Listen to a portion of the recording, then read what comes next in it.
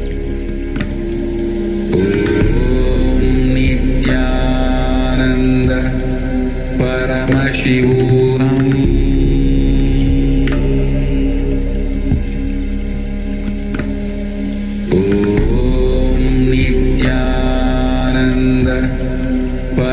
Paramashivoham.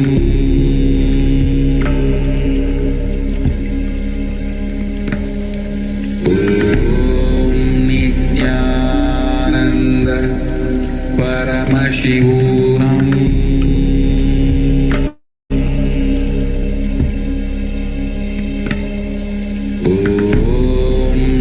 Nithyananda Paramashivoham.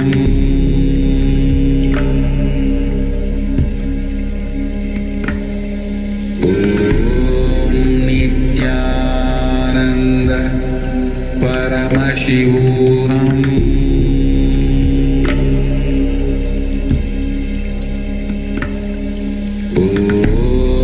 Nithyananda Paramashivoham.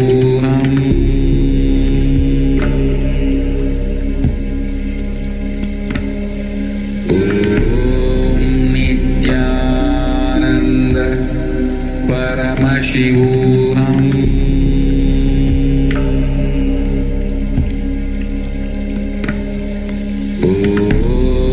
Nithyananda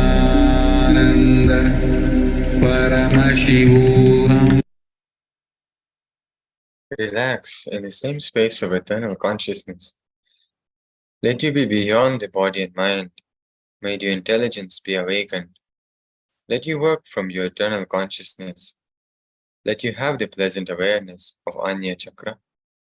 Let you all have the grace of divine consciousness in the eternal consciousness.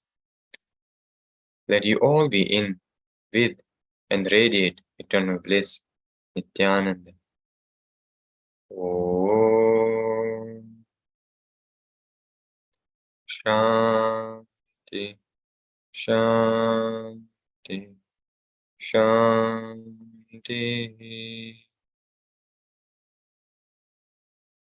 Om Tat Sat. Relax. Slowly, very slowly. You can open your eyes. Try to remain in this mood at least for the next 10 days. Understand? Don't concentrate by force. Have a pleasant awareness. When you keep the pleasant awareness around your Anya Chakra, your whole energy will be directed towards the eternal consciousness. You will receive energy from eternal consciousness, from immortality, Amritattva. You will be driven from above by the eternal consciousness. If you are driven from below by fear or greed, you are a man. If you are driven from above, you are God.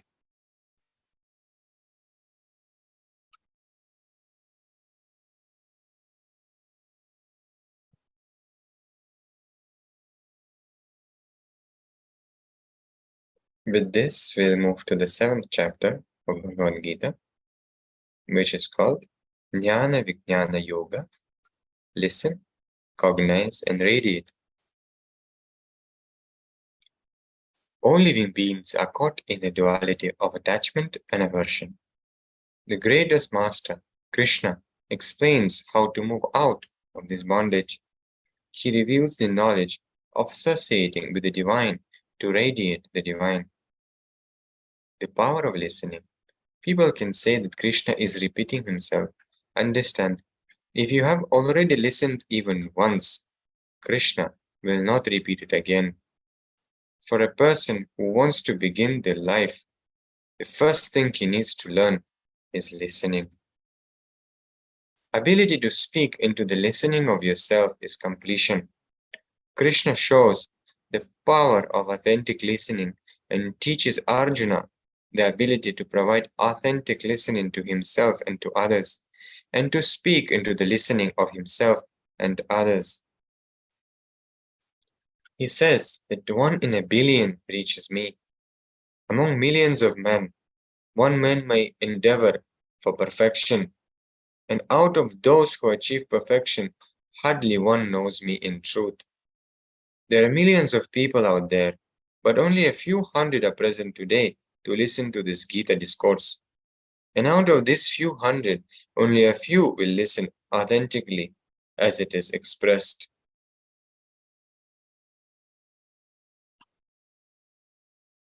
And here Krishna says that, he says in Sanskrit, Mata parataram nanya kanchit asti dhananjaya mai sarvam idam protam sutri mani gana iva. O Dhananjaya, there is no truth superior to me. Everything rests upon me, as pearls are strung on a thread. So here Krishna says that I am the thread. I am the thread, he says. I am the thread, the sutra, the technique on which all existence is strung. He declares with complete clarity that he is the thread of everything. He is the unseen thread. He is the unseen essence, without which there can be no substance. The unseen ultimate energy, without which there can be no universe. All states of being, be they of goodness, sattvika, passion, rajas, or ignorance, tamas, emanate from me. I am independent of them, but they are dependent on me. No living being influenced by the mind is beyond the influence of the gunas. When one transcends the gunas, as Krishna says about himself, one becomes a triguna rahita, one who has transcended the three gunas. Krishna says, starting at different levels is okay, but do not stop there. Tesham jnani nitya yukta eka bhaktir vishishyate priyo hi jnanino tyartham aham sacha mama priyaha. The person who approaches me out of love and gratitude is the best person, for I am dear to him and he is dear to me. By this one verse, Krishna ends the whole conversation, the whole concept. Krishna says, starting at different levels is okay, but do not stop there. He also says that I am in your heart. He says beautifully that he is in you and you are in him. The moment you understand this truth, this ultimate truth, the moment you approach the divine with the right attitude, you become the divine. The master or the divine is in you only when you engage yourself in enriching service to him. Sitting in front of the master or the divine, just enjoying the form, is not the enriching service Krishna talks about. When you devote yourself to the divine mission, you become a devotee. That is when you become dear to him. And gratitude is the greatest attitude. When we feel life is a blessing and we approach the divine with a deep love and gratitude, not only do we experience divine consciousness, Krishna says, they achieve me, they attain me. Mad bhakta yanti mam api. There is another verse where Krishna beautifully says, if you ask for something, I will give you that. If you don't ask for anything, I will give you me. With this, we'll move to the... Just give us 1 minute.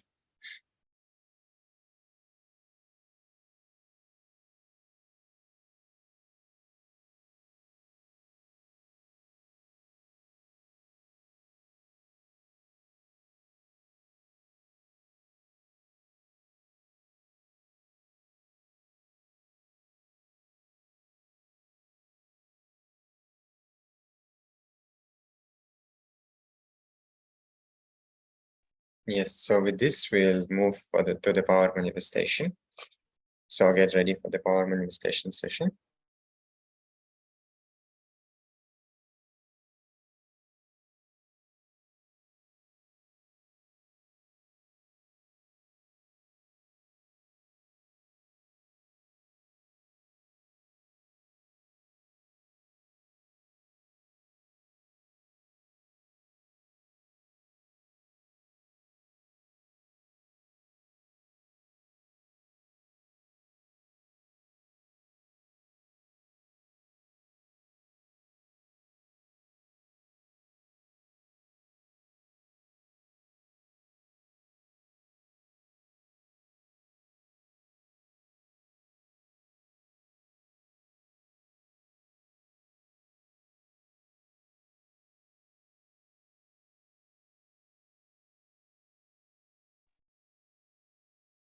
Yes, so for this power manifestation, you will need pen and paper.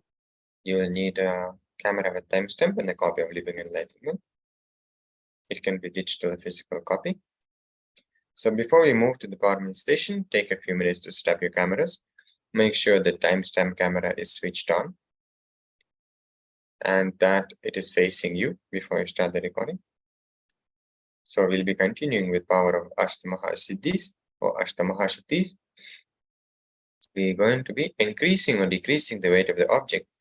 So again, you can take any object which you like for manifesting this power. It can be a ring, it can be a key, it can be a phone, it can be a cup. Whatever you feel like using for this power manifestation, you can do that.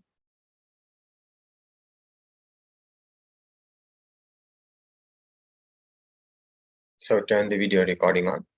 Remember to manifest the powerful cognition by opening the Living Enlightenment book, connecting to Swamiji and opening the Living Enlightenment book and receiving the powerful cognition which you will be using for manifesting this power. Make sure to keep your head, neck, and spine in a straight line, preferably sitting on the ground, or if you feel more comfortable on the chair, you can do that as well. Just make sure that your head, neck, and spine are in a straight line. So you can start the video recording. You will be chanting the Mahavakya, which is Om Nithyananda Paramashivoham. So you'll be chanting this Mahavakya to keep you in that space of oneness with the divine, oneness with Swamiji. We'll be also playing Mahavakya at the background for you. So you will be looking through the third eye at the object you want to increase or decrease the weight, and you'll be instructing that object to change the weight and manifesting the power by connecting with the Supreme Pontiff. So we can start your power manifestation now.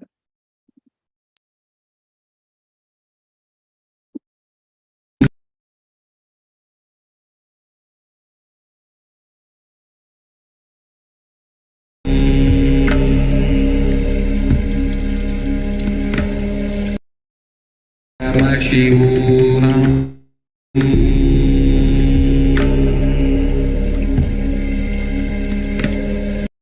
Ananda Paramashivoham.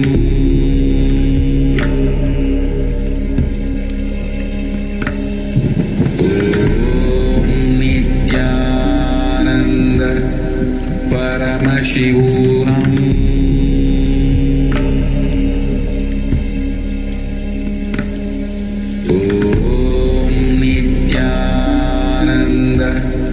Paramashivoham.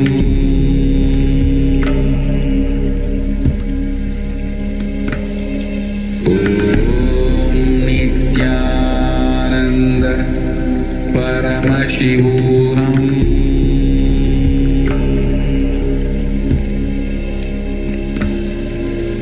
Om Nithyananda Paramashivoham. Paramashivoham.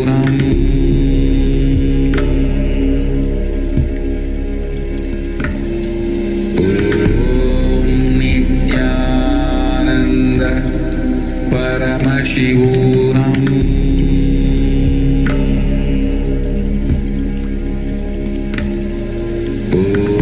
Om Nithyananda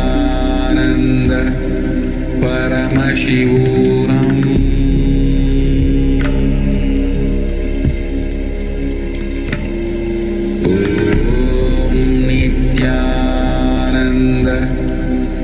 Paramashivoham.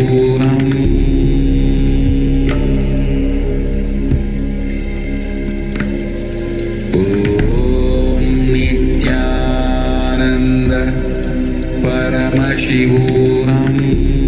Nithyananda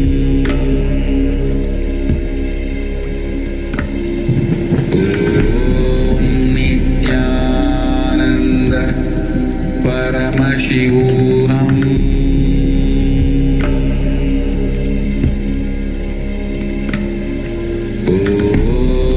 Nithyananda Paramashivoham.